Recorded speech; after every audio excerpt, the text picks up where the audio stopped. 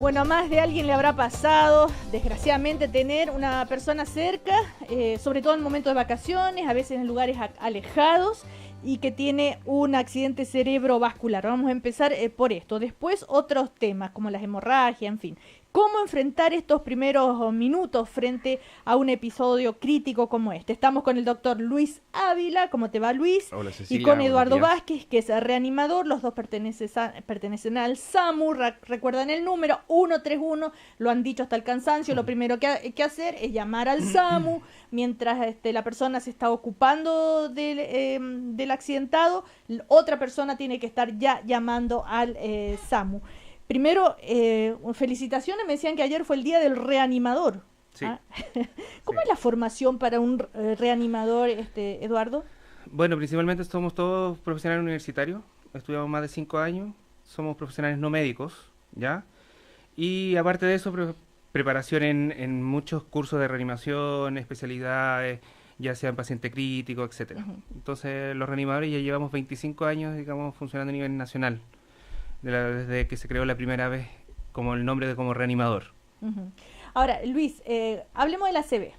¿Cómo me doy cuenta yo que a una persona le está sufriendo un ataque cerebrovascular? Porque me imagino además que hay distintos grados, Hay distintos tipos de o accidente tipos, sí. cerebrovascular.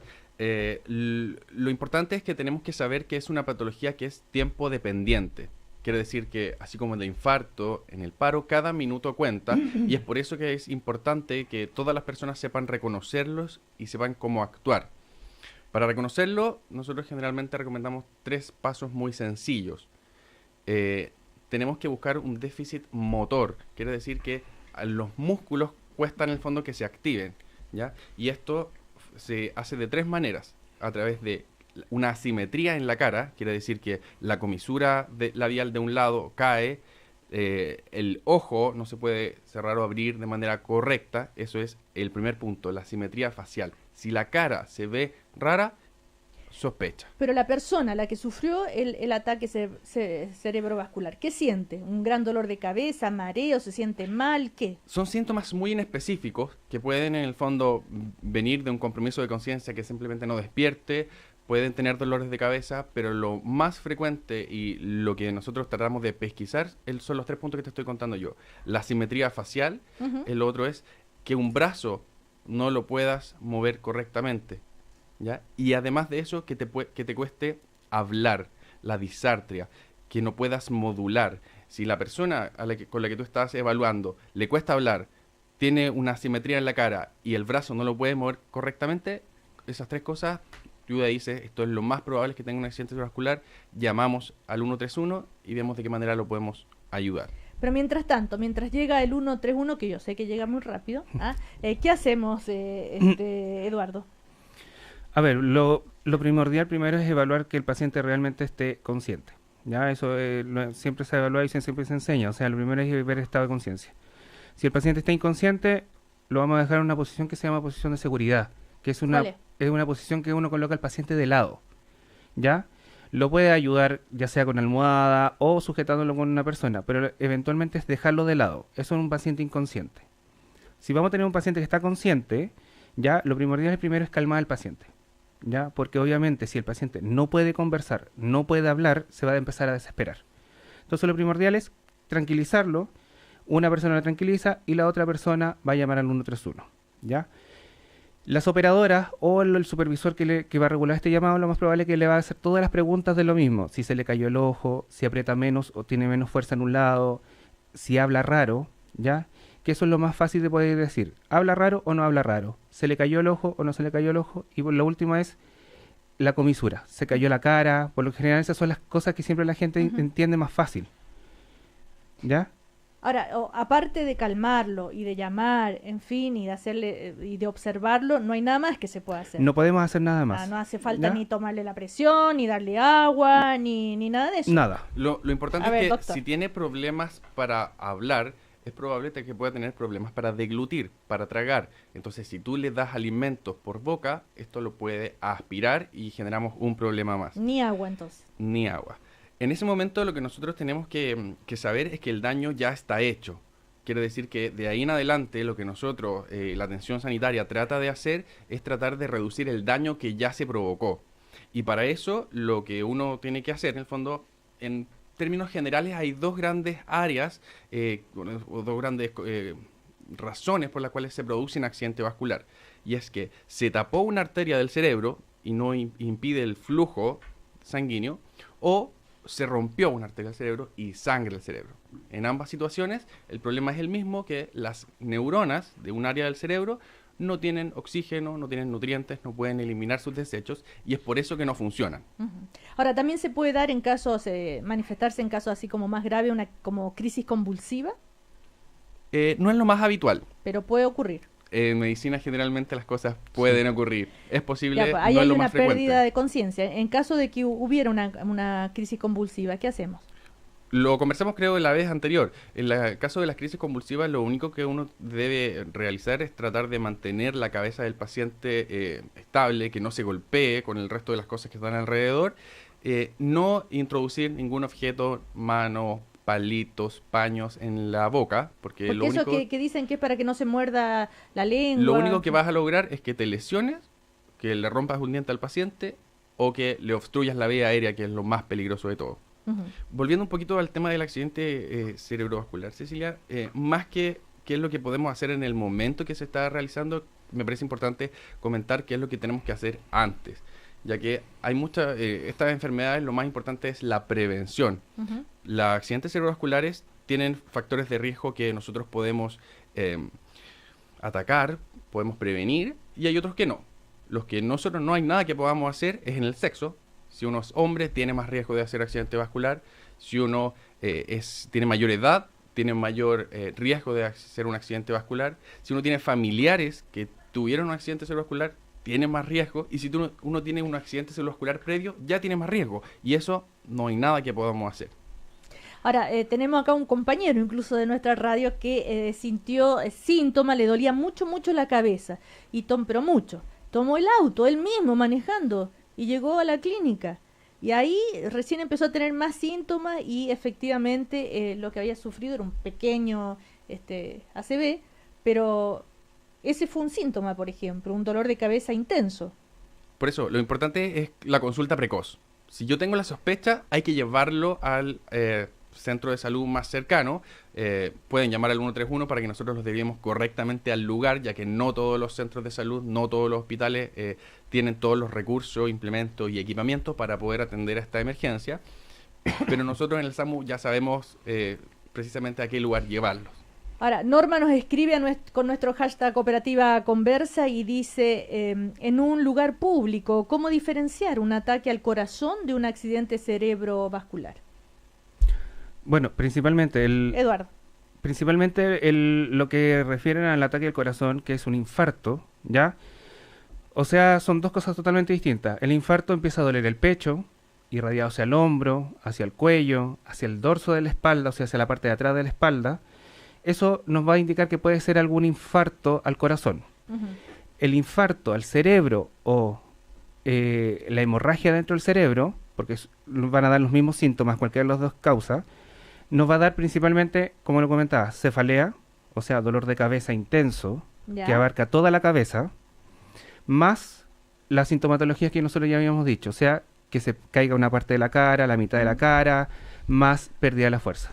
Ahora, Luis, tú decías que lo importante es que los minutos valen oro, ¿ah? Y por eso rapidísimo hay que llegar. ¿Por qué? ¿Qué le pasa al cerebro? ¿Y por qué esos minutos son tan importantes? Dentro de las células de nuestro cuerpo, las neuronas necesitan oxígeno para vivir, necesitan glucosa para funcionar, y cada minuto que pasa sin estar, en el fondo, nutrientes, sin este oxígeno, las neuronas se mueren. Es así de simple. El resto de las células de nuestro cuerpo pueden aguantar más tiempo, pero las células del corazón y las células del cerebro necesitan oxígeno permanentemente. Si uno bloquea el paso de sangre y no llega oxígeno, a los pocos minutos se genera muerte de las células. Y eso es lo que nosotros tratamos de prevenir, que la cantidad de células que finalmente mueran durante este accidente sean la menor cantidad posible, podamos recuperarla. Y para eso, lo más importante es llegar pronto a un centro asistencial en que puedan tomar un escáner, una imagen del cerebro para ver si esto está sangrando o no, y de acuerdo a eso tomar ciertas determinaciones. Pero vuelvo a insistir, la prevención es lo más importante. Los factores de riesgo cardiovascular que uno tiene para tener un infarto son los mismos para tener un accidente cerebrovascular. ¿Qué cosas ustedes pueden hacer para evitar tener esto? Controlar su diabetes, controlar su glicemia. Realizar ejercicio al menos 30 minutos al día son algunas de las cosas principales que nosotros podemos hacer. Eduardo, ¿y te toca mucho que te llamen por problemas como ACV? Sí. En la actualidad, y en general, ¿cómo encuentras a toda esa gente que está alrededor de la persona que sufrió por lo general, el ataque? ¿Qué hacen? ¿Qué errores cometen? Por lo general, la gente siempre llama por otro motivo. Por ejemplo, que nos dicen que el paciente está con dolor de cabeza, pero es que parece que no puede caminar. ¿Ya? Eso es como el motivo de llamado. Uno por cuando recibe el llamado uno puede sospechar que es un accidente vascular, pero la gente llama por eso. No llama porque necesariamente sabe que perdió fuerza acá. No. Entonces cuando uno llega al lugar empieza a evaluar a los pacientes. Claro. Y al momento de evaluarlo uno se da cuenta que lo que estamos frente es un accidente cerebrovascular. En el área prehospitalaria es difícil poder saber si es hemorrágico o es de tipo isquémico, que entre comillas isquémico es cuando se tapa la arteria, o hemorrágico cuando se sangra. Y eso se tiene que hacer en servicio de urgencia. Lo bueno que dentro de la actualidad en el área de salud pública se ha visto que ha mejorado mucho esto de ver lo que son los accidentes cerebrovasculares más que nada isquémicos, porque son tiempo dependientes. Y en esos casos se puede hacer lo que se llama una trombolisis. ¿Qué quiere decir esto? Que yo le administro un medicamento por vía endovenosa, permitiendo que el trombo o este coágulo que tapó el coágulo que tapó esta arteria se disuelva. ¿Y qué nos va a permitir eso? Que nuevamente tengamos, como decía Luis, oxígeno, glucosa a las neuronas y poder, entre comillas, que el cerebro empiece a tomar su funcionalidad normal. Pero para eso tenemos un tiempo, ¿ya? Entonces por eso hay que hacer una detección precoz y un traslado precoz a un servicio de urgencia. El doctor Luis Ávila conversando con nosotros, el reanimador Eduardo Vázquez del SAMU, recordemos el número, el 131. Viviana Coloma nos comenta, mi papá hace un año presentó todos los síntomas del ACV, según el diagnóstico inicial, pero finalmente fue un problema al riñón. ¿Por qué se parecen? No conozco el caso específico, no puedo hablar en específico. La verdad, es bastante inespecífico los síntomas que generan el accidente cerebrovascular. Hay una enfermedad que se llama accidente isquémico transitorio, que se genera con los mismos síntomas de un accidente cerebrovascular, pero finalmente estos nos dejan secuelas y se recuperan solo al cabo de unas horas. Entonces hay diferentes patologías que pueden presentar estos síntomas, pero lo importante es sospecharlas. Por eso les trajimos un video que lo podemos compartir el enlace después a través de sus redes sociales, un video del Ministerio de Salud que nos informa y nos cuenta cuáles son estos síntomas para sospecharlo precozmente, poder activar la cadena de emergencia y llevarlo al servicio de urgencia más cercano. ¿Qué prevalencia tiene el ACV en la población, Luis? Generalmente hay 70 casos al día. 70 casos al día. Muchísimo eso. Es bastante frecuente. Es una de las patologías más frecuentes que se encuentran en todos los servicios de urgencia del país. Y tiene relación directa con que nuestro país está desarrollando enfermedades cardiovasculares. El infarto, el accidente cerebrovascular, a medida que nosotros nos vamos desarrollando como país, aumenta su prevalencia. Por eso es importante la prevención. Claro. ¿El estrés puede jugar algún rol? Como a veces se puede pensar. Sí, efectivamente el estrés... O el exceso de trabajo. No es que sea un factor de riesgo en sí, pero sí cuando uno tiene mayor estrés, fuma más, no hace ejercicios, no se alimenta correctamente, son todos factores de riesgo. Hay incluso patologías que debido al estrés simulan los síntomas del accidente cerebrovascular. Por eso es importante tratar de pesquisar a estos pacientes, evaluarlos y ver si efectivamente están con un accidente cerebrovascular o puede ser otra enfermedad. Ahora, ustedes hablaban de 70 casos por día. De esos 70 casos, ¿qué porcentaje salen sano y salvo? Una vez que hay daño cerebral, las neuronas no se regeneran fácilmente. Entonces, no podemos evaluar en el momento si el paciente va a quedar o no con secuelas, ya que depende también del trabajo de rehabilitación que se hace posteriormente, del trabajo agudo que se hace en los servicios de urgencia, en los servicios de hospitalización. Entonces, no se puede determinar a ciencia cierta en un principio si este cuadro va o no a dejar secuelas. Entonces hay pacientes que logran recuperarse íntegramente, hay algunos que quedan con unas secuelas pequeñas y otros que quedan muy secuelados. Y lo peor del caso, que puede hacer perder la vida, ¿se da? Sí. ¿En un porcentaje muy menor? No lo tengo claro, no tengo el dato específico en este momento. Pero más o menos, ¿a ti te ha tocado, Eduardo, ver Sí. casos ya fatales? O sea, por lo general hay algunos casos donde la salida de nosotros o el despacho de nosotros ha sido como los paros cardiorrespiratorios, entre comillas. Pero al final cuando uno llega a reanimar a estos pacientes, uno se da cuenta que al final la causa lo más probable es que haya sido un accidente cerebrovascular.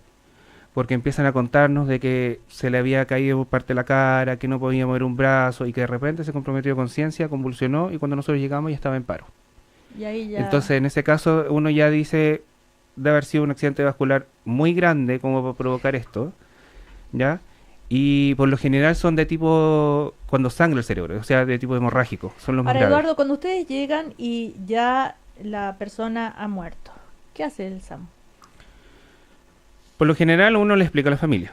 O sea, cuando ya hay que pensar que los tiempos de reanimación son especificados, o sea, no más allá de 20 minutos y si están sin maniobras básicas, que es la que a veces se da por teléfono, menor probabilidad tiene de salir, Sí. ¿ya? Entonces uno tiene que explicar a la familia que finalmente ya a ese tiempo desde que nosotros nos despacharon, llegamos y ocurrió el evento, lo más probable es que su cerebro ya en ese momento ya no es salvable tampoco. ¿Y les pasa que tal vez, no sé, la familia en medio del dolor, de la desesperación, se quejen, los increpen porque ustedes se demoraron o en fin? Sí, sí ocurre. ¿Sí? Y ustedes tienen que tener un manejo ahí psicológico y todo. Es que más que nada, o sea, todos cuando estamos frente a una urgencia vamos a sentir que el tiempo pasa muy lento. Y eso siempre ha ocurrido y siempre va a ocurrir, digamos. Independiente de que nosotros nos podamos demorar 5 o 6 minutos, para ello va a ser una eternidad el por llegar. Recuerden que estamos a través de conectados con ustedes. Si quieren hacerles preguntas a través de nuestro hashtag cooperativa conversa. También quedamos de acuerdo en hablar hoy de las hemorragias que pueden surgir ya sea por un problema de salud interno, en fin, o también por un accidente, un corte, lo que sea. ¿Cuáles son las situaciones más comunes por las cuales se produce una hemorragia? Bueno, vamos a categorizar dos, que hay las hemorragias principalmente, vamos a hablar de las hemorragias externas, ¿ya? Porque Claro. hay hemorragias internas, que son, por ejemplo, las rupturas de varices esofágicos que a veces las personas presentan. Frente a Una eso, hemorragia en el estómago. justamente, ya en esos casos no podemos hacer nada nosotros desde afuera para poder parar esta hemorragia. Simplemente es trasladar al servicio de urgencia lo más rápido posible. Cuando hablamos de hemorragia externas, vamos a tener dos tipos de hemorragia, ¿ya? Una que es la arterial y una es la venosa. Dentro de la arterial lo que vamos a encontrar nosotros es que es un sangramiento pulsátil, que se llama. ¿Qué quiere decir esto? Que es con chorro. Entonces uno va a ver, Pero, ¿qué te puede pasar para que llegues a esa situación? puede cortarse con un cuchillo, cocinando, ¿Dónde? principalmente en la parte de las muñecas. Ya. ¿ya? ¿Eso sería arterial? Ahí podría haber venoso y arterial. Por Los eso dos. ahí tendríamos que evaluar bien. Pero, por ejemplo, un corte en la mano, lo más probable es que sea venoso, ¿ya? Porque en esta parte no hay arteria.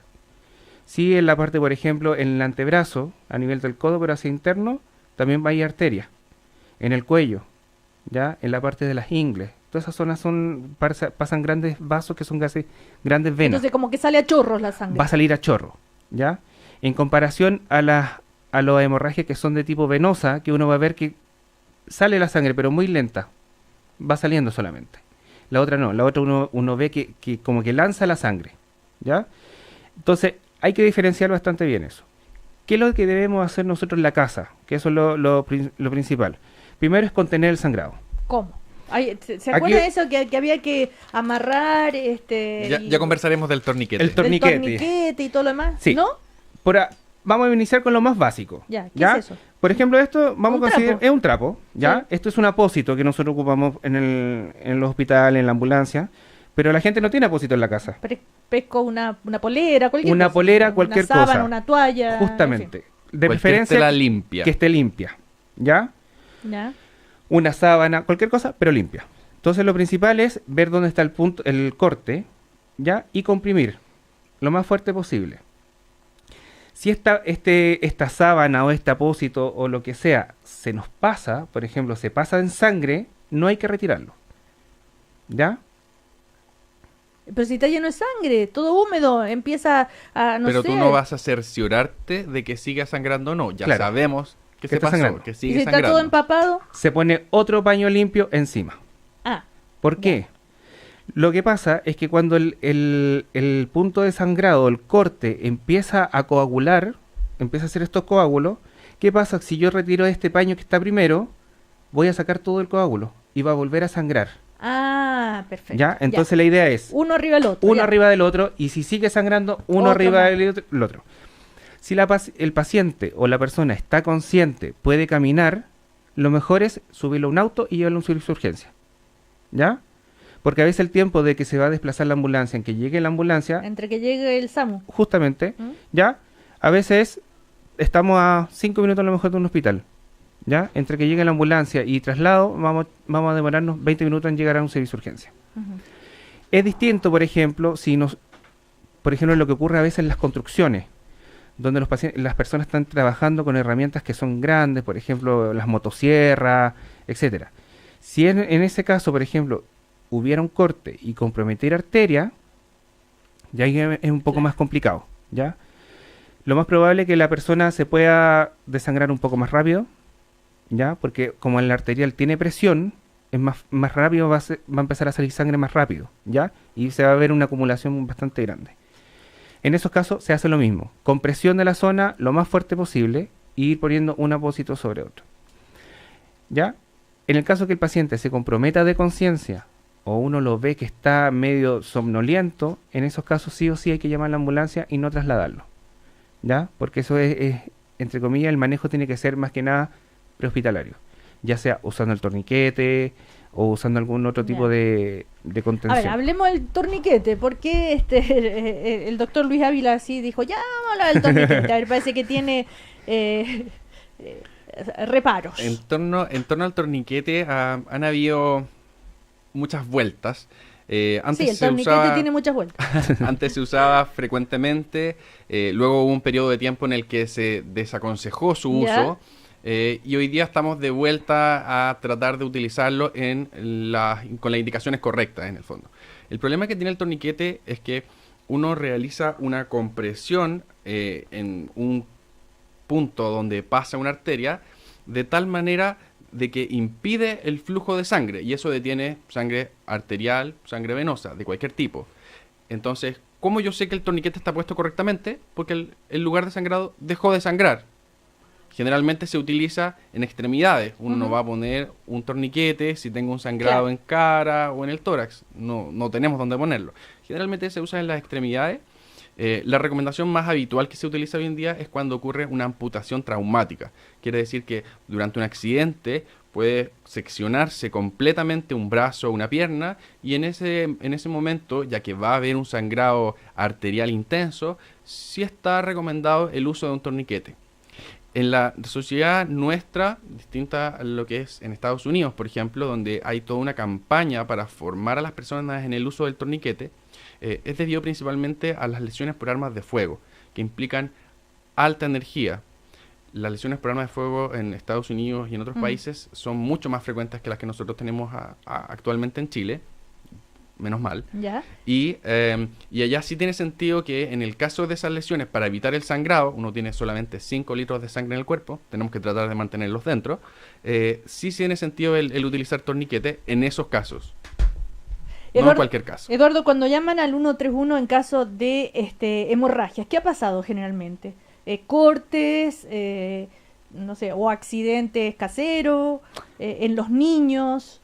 Por lo general la misma explicación que te decía, les dice, comprima. No, pero cuando te llaman, ¿Eh? ¿qué les pasó? ¿Cuál fue la razón de la hemorragia? Hay muchas causas, por ejemplo, principalmente los cortes con cuchillo. Cocinando, ¿Ya? Cocinando, así de tontamente, ya. Cocinando o porque los niños se pusieron a jugar con los cuchillos. Ah. Eso es bastante importante, que es lo que hablaban anteriormente cuando... ¿Pero te ha pasado de ver casos como sí, ese? Ya, ¿qué otros casos? Ruptura de varices. Ya. Las personas, los viejitos que tienen ruptura de varices se pasan a llevar las varices, también puede haber sangrado, ¿ya? ¿Qué más? Bueno, los accidentes de tránsito.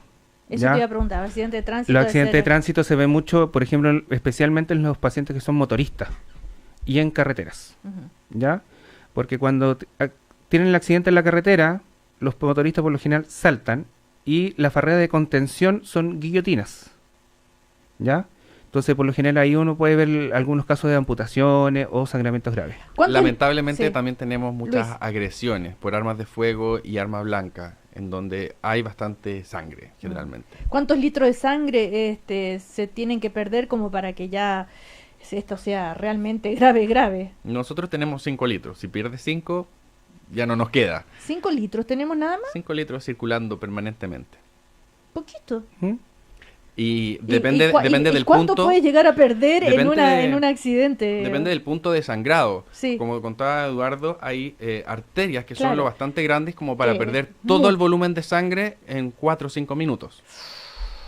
¿Y qué pasa? En esos casos, nosotros tenemos que llegar al lugar, tratar de canalizar alguna vía venosa y reponer volumen, reponer sangre y llevarlo al servicio de urgencia. Pero Porque lo ¿cuánto- importante es cortar la llave, dejar, evitar que siga sangrando. Pero si yo, ya, una arteria, no sé, se demora un poquito en llegar la urgencia, estoy en un lugar alejado, empiezo a perder sangre y se termina la sangre. ¿Cuánto duro vivo? ¿Qué es lo Viva.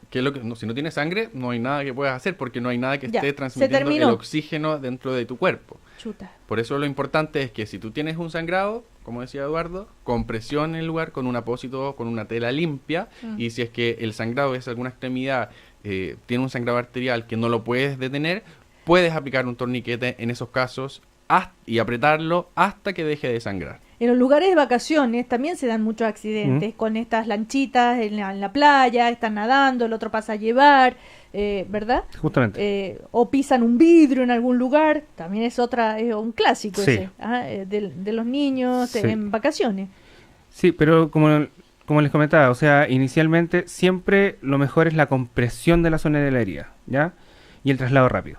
Hay lugares que sangran no tanto Sí, en doctor. cantidad, pero sí son muy visualmente Impactante. chocantes, impactantes. Cuando sangra Sí, hay la lugares que ceja, cuando sangran sangra en la más. oreja, el cuero Sí. cabelludo generalmente sangra. Y como mancha cara, ojos, Uno se la asusta ropa, mucho. uno se asusta más. Entonces lo importante es que la evaluación en el lugar sea lo más adecuada posible. Entonces ustedes pueden ver si efectivamente el paciente está consciente, puede caminar, puede desplazarse por su medio y ustedes con un apósito, una tela logran contener ese sangrado, ese paciente incluso puede ser trasladado por sus propios medios a algún servicio de urgencia para que vean si esa lesión requiere algún manejo específico o no. ¿Y el sangrado en la nariz qué tan grave? Es muy frecuente. Sí, pero por eso no, digo. no es tan grave, Ya. pero efectivamente es frecuente, generalmente con compresión digital, uno presionando sobre la nariz, sobre el tabique nasal, puede contener la mayor cantidad, la mayor cantidad de veces, puede contener este sangrado nasal.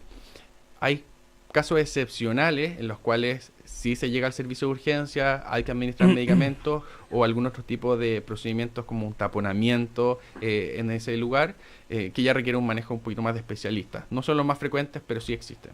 Oye, un dato así como curioso tal vez. Nos preguntan, a los cuántos litros perdidos se pierde el sentido, la conciencia? Aproximadamente, ya perdiendo más de 1 litro de sangre, ya pasa a ser una lesión grave. Ya. ¿Ya? Con 1 litro aproximado ya vamos a ver un paciente que a lo mejor va a estar un poco más somnoliento, lo vamos a encontrar muy pálido. Va O a sea, empezar ojalá esté al lado de alguien que pueda ayudar. justamente. ¿Mm? Y si no, si estamos solos, ya saben, comprimir la compresión y uno arriba del otro, eso está muy bueno ese dato, ¿ah? Sí. Un trapo, después otro, Y después otro, otro, y otro. y otro, No así. se pongan a investigar la herida si no están en un servicio de urgencia Ya, o con personal calificado. claro. Y ojalá, y por supuesto, un trapo limpio. Dentro de lo posible. De lo posible, Dentro de claro. lo Porque posible. si no hay uno limpio, bueno, mala suerte, no sé, lo que encontremos más, Las ¿no? poleras que uno anda trayendo pueden cortarse, incluso y utilizarse. Finalmente uno siempre improvisa con lo que tiene disponible a mano. Bueno, le damos las gracias al doctor Luis Ávila, al reanimador Eduardo Vázquez. Ellos son del SAMU y están entregándonos todos estos consejos prácticos para reaccionar de buena manera ante cualquier tipo de accidente. Hoy hablamos de los ACV y hablamos de las hemorragias. Que les vaya muy bien. Gracias. Muchas gracias. Cecilia. Chao. Chao. Y son las 11.